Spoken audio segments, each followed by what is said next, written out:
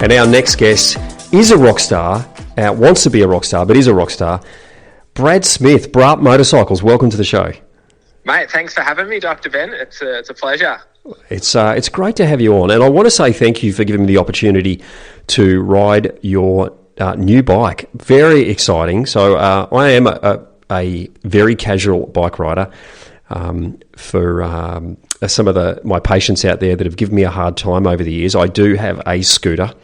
But it is a great scooter, and I often zip down on the weekends to get the paper and a coffee, and then I scoot back home again. But this week, mate, you gave me an opportunity to ride, as I described earlier in the show, a bike that was half Tron and half Ducati. It was the best of both brought together. Mate, it was an electric motorbike. Just tell us briefly, electric motorbike, I didn't really realise they even existed. Well, yeah, well, mate, it was awesome to have you on it. And you know what they say, mates don't let real mates don't let mates ride scooters. So I thought I'd better take some action and get you on a proper motorcycle. And yeah, we're pretty excited with this electric thing. It's a big innovation for the market and huge for us. So we're pumped and doing our best to get people like you riding them and experiencing it, because it's pretty unique, isn't it? Like it just feels so weird that it's dead quiet, no vibration. It's pretty awesome. It was incredible. There wasn't even a whine. In fact, the only noise I could hear was the wind noise of the bike, literally, travelling through the air at legal speeds. Speeds. Well, actually, there was another noise you could hear, and that was you yahooing as you're going up the street. I got it on GoPro. Oh, good, mate. Yes, I did do a yahoo. And the yahoo is the reason I wanted to have you on the show. And just the importance, I think, that getting the wind in our hair plays in our health and well-being. This show on RPPFM 98.7, Health Matters. Health Matters is about making health matter, and how could we become more healthy rather than less sick? And I see a real role that adventure sports, adventure equipment plays in our health and well-being. What are your thoughts on that?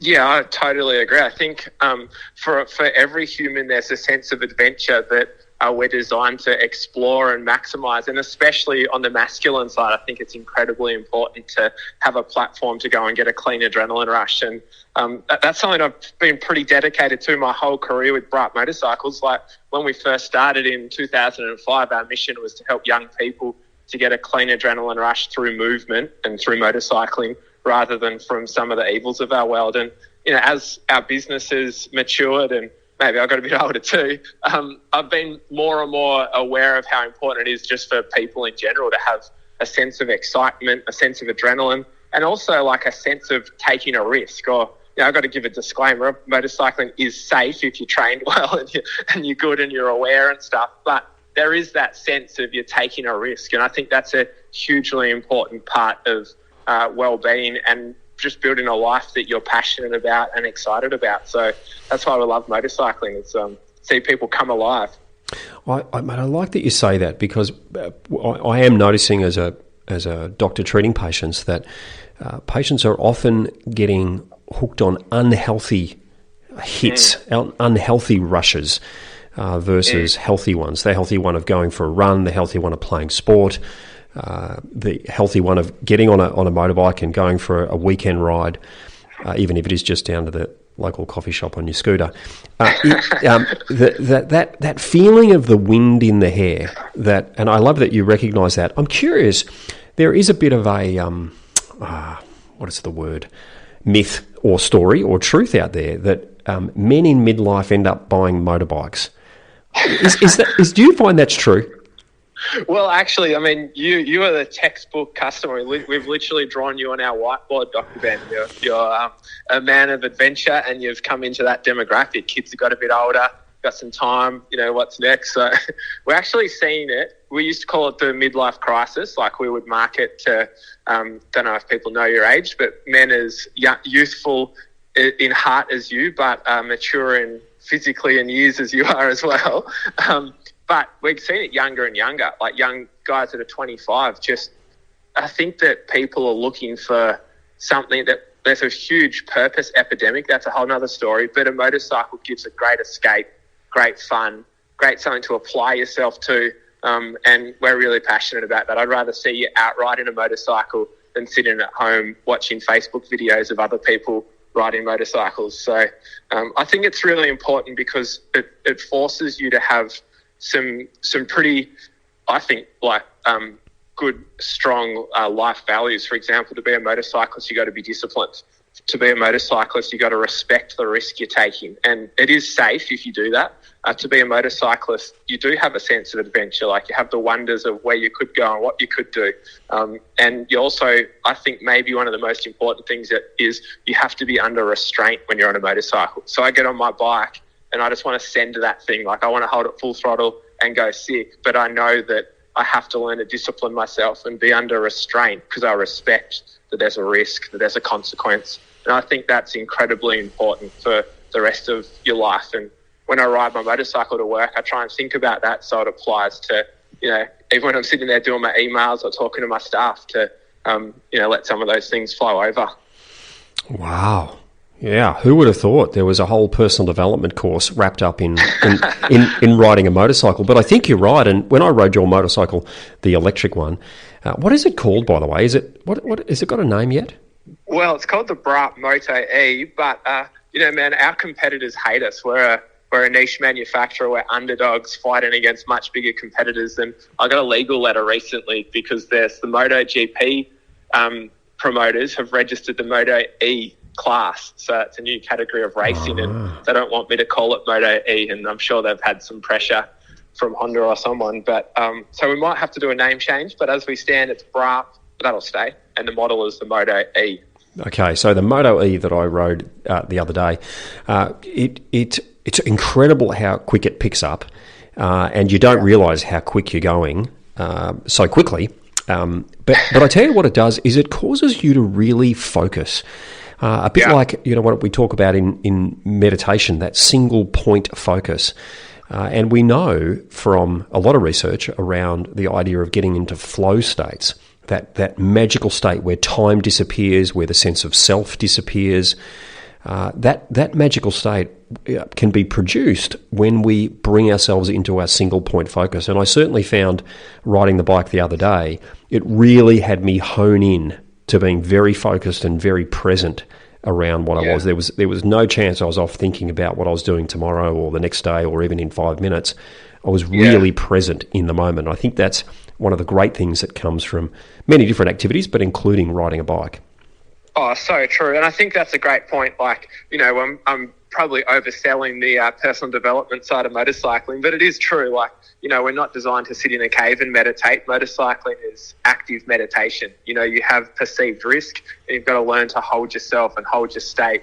And that central and single focus comes. And I think that's a really important element of, maturing as a person. I think I haven't heard your meditation concepts on the show here, but I'm sure that it's an important part of what you talk about is just normal meditation, but we also believe in active meditation too, in that you have to be able to hold your state, hold your focus, hold your flow, even in the midst of perceived risk. And I think that's a great example for motorcycling. I get a smile on my face, Brad, because the other time, thanks to you, that I got very, very focused and got into a flow state was when you introduced me to kiteboarding. I don't know if you'd call that a flow state or a sync state. Well, I was flowing through the air when you first gave me the kite to hold onto. I can assure you, it was when I landed on the ground that wasn't so good. But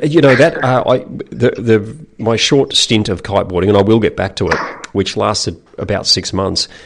You are very focused when you have when you're attached to a 12-meter kite and the wind is blowing. And you're along the beautiful, beautiful Frankston beach there. And as a beginner, you often kiteboard in one direction and then you have to do the walk of shame up the beach back in the other direction to get back to point zero. And I'm walking this 12-meter kite, the wind is blowing, and it's literally meters away from the beach boxes and power lines. Nothing else like that has you focus on being very attentive to what's going on in the moment. So true.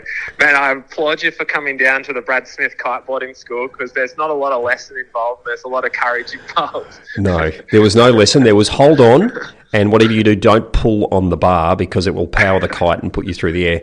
I must have missed that part of the lesson because I did end up in the air. But, speaking of in the air, I think that's, again, one of the things that getting out. We've got our next guest coming up after the half hour, Despy O'Connor, one of the candidates for the Flinders electorate. Just absolutely lovely lady. And one of the things I know we're going to be talking about is the importance of getting outside and getting connected with nature. And when I've ridden a motorbike, you can smell the trees, you can smell the restaurant that you drive past, and what's being cooked. You get way more in touch with your surroundings on a motorbike. So true. Yeah, that's a huge encouragement. Even just talking to you made me think of that before I came on the show. Just like such an encouragement to people to make sure you've got an aspect of your life that provides adrenaline and adventure and passion. And motorcycling's that for me. I love it, and I get up early to go motorcycle riding. It's just so important to have those outlets. And as a bloke, I speak especially for the blokes that I hang around with. I think it's so important for us, and it's really difficult. You got to fight for that time in how busy our lives have become and how easy it is to be distracted. So that's why for me, riding to work is a good way to get a bit of adrenaline, arrive a bit more alive, and find some passion in the commute. Great way to clear the mind. One of the other things too that I think, and this is, by the way, ladies and gentlemen, not a promotion for motorbike riding, although it could be. It definitely is from me. I'm going to put a huge disclaimer on that. But just the social connection that comes with motorbike riding. We all know of the idea of the bikie club, and there's maybe some negative thoughts that get associated with that. But there is a real club in the motorbike world. There's a real sense of belonging.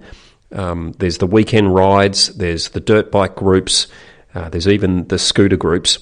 But do you find that too, that there's a real social component to motorbike riding?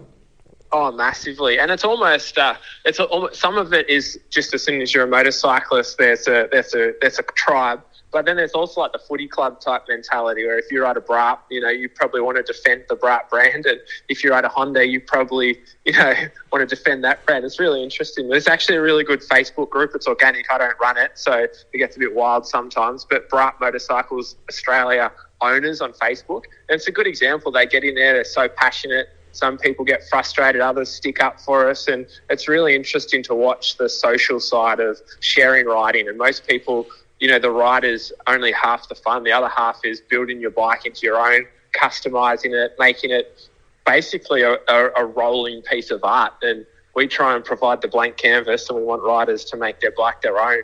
And we're really seeing that come alive, because actually majority of our customers are brand new to motorcycling. So similar to your son Logs the other day when you test rode the MotoE, very rarely ridden. I don't know if he'd ever ridden actually. That's kind of like one of our fundamental customer bases, is a guy like that that's learning, that's coming in, and it's heaps of fun. And also, not only is riding awesome, but making the bike how he likes it is a real passion for people. Yeah, I think that's certainly one of the things, again, and I'm not here to plug your brand, but one of the things that you do offer is easy access from a price point, but also, I think your bikes, I would call on the safer side, the sensible side. They're not 1,000cc beasts that are going to get people into trouble. They're a bike that allow people to have fun, which is what we want, to experience some adventure, to get some level of adrenaline rush, to become focused, to get in touch with nature, but to do it in a safer way. Yeah, so true. And electric's a whole new ballgame. It's so awesome to see a whole different and niche and unique group of people come out of the woodwork, because electric bikes do something in people, like the fact that it's all new. No one's really an expert like the enthusiast out in the field, and there's not that many experts about it. So a lot of people are DIYing hot ups, and a lot of people who are not normally motorcyclists have found some interest in this electric revolution that we're seeing in motorcycling. And we hope we're leading. Our big claim is that we're the first electric bike that's the same price for an electric as what it would be for its gasoline brother, and we offer that the same bike with either a 400cc or a 10,000 watt, 72 volt, 120 amp hour battery. And we don't require you to have any, we don't tax you or charge you extra because it's electric and because you believe in the concept of electric vehicles. We're trying to make it the same price, which is a big revolution. Wow. Electric bikes. I guess one of the challenges with electric bikes will be that they're so quiet and they can sneak up easily. And you don't realise if you're stepping out from the curb that there is this just electric bike about to descend upon you. It's true. It's funny, on April Fool's Day, one of our competitors put up that they'd painted a new concept, which was like an exhaust pipe for a car or motorcycle, but the opposite, an amplifier. So it looked like an exhaust, but it amplified the noise of the electric motor spinning. And I was like, man, that is a game changer. And then realised it was April Fool's Day. But I actually think that's a concept that we're going to try and work out, is how to get the noise of the motor to mean something to people. But in the meantime, the novelty of it being dead quiet is intriguing lots of people. I'd love it to have that Tron sound. So if your homework for this weekend, Brad, is to watch Tron and try and reproduce that sound for the bike, mate. Just great having you on the show. Terrific. Thank you for over the few years of giving me opportunities to experience adventure, and have a great long weekend. And we'll catch up real super soon.